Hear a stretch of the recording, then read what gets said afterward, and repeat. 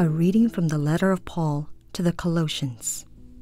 Brothers and sisters, put on as God's chosen ones, holy and beloved, heartfelt compassion, kindness, humility, gentleness, and patience, bearing with one another and forgiving one another, if one has a grievance against another. As the Lord has forgiven you, so must you also do. And over all these, put on love. That is the bond of perfection. And let the peace of Christ control your hearts, the peace into which you were also called in one body. And be thankful. Let the word of Christ dwell in you richly, as in all wisdom you teach and admonish one another, singing psalms, hymns, and spiritual songs with gratitude in your hearts to God.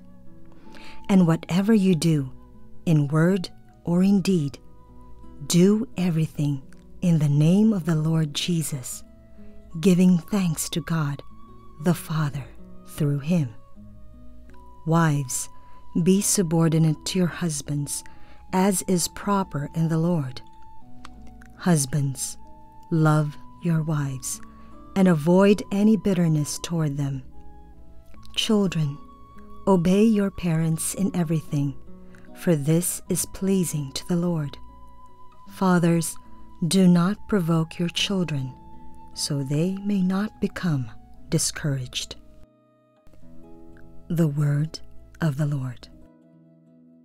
Our second reading on this Feast of the Holy Family is taken from the letter of Paul to the Colossians. We have been reflecting on the different characteristics of a family that is holy, a family that becomes really a seedbed for the growth of everyone.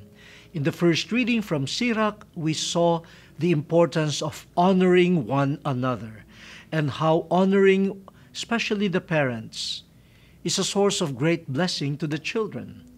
But there is a challenge when difficult moments come through old age, through loss of memory, through sickness. Can we keep that attitude of honoring them rather than despising them? In the second reading, we find the centrality of love. Love. Some of you might say, well, it goes without saying. How can a family survive? And how can a family reach holiness without love? But it is good to be reminded. It's good to be reminded. And the second reading really moves from the wider family of the church to the small family, the domestic family. And St. Paul was very, very precise in how a family should manifest love. And as I said already when we were reflecting on the first reading, his challenge is also when things get rough, can you still maintain love? It is easy to love somebody else, even outside of the family, when the person agrees with you all the time, when you have the same tastes, when the person gives you a lot of favors, grants you a lot of favors. Oh, it is easy to love. But the second reading is quite realistic.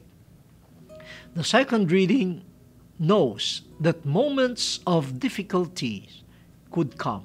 And so, how do you show love? Whether in the community called the church or in your basic family unit. You have to bear with one another. Patience. You have to stretch your patience if you truly love. That means you don't give up on someone the moment you encounter an irritating moment with that person. Stretch your patience. Do not let the difficulty quench your love. That's patience. The other thing,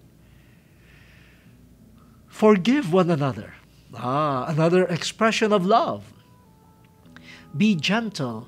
Don't lose hope on the other person. Always believe that there is goodness in the person. And forgiving the person is actually saying, I know there is something better in you.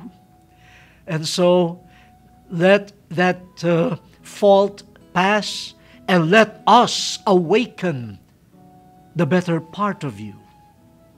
St. Paul also says, clothe yourselves with humility and meekness. Let the other person experience heartfelt mercy from you.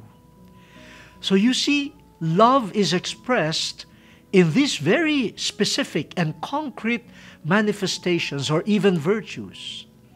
Patience, forgiveness, mercy, meekness, humility. All of this will work well when things are not in the right places. And the family that is loving stores up a lot of riches. Riches of love, patience, forgiveness, bearing with one another, humility and meekness, so that when the rough moments come, they don't give up on each other. It is significant that the second reading ends with mutual submission. Husbands, wives, and children submitting to one another. What is the secret? What is the secret? What prevents a family from fighting one another and lording it over each other? What is the secret of mutual submission? Love. And love is of God, for God is love. So, we have two characteristics already of a good and holy family.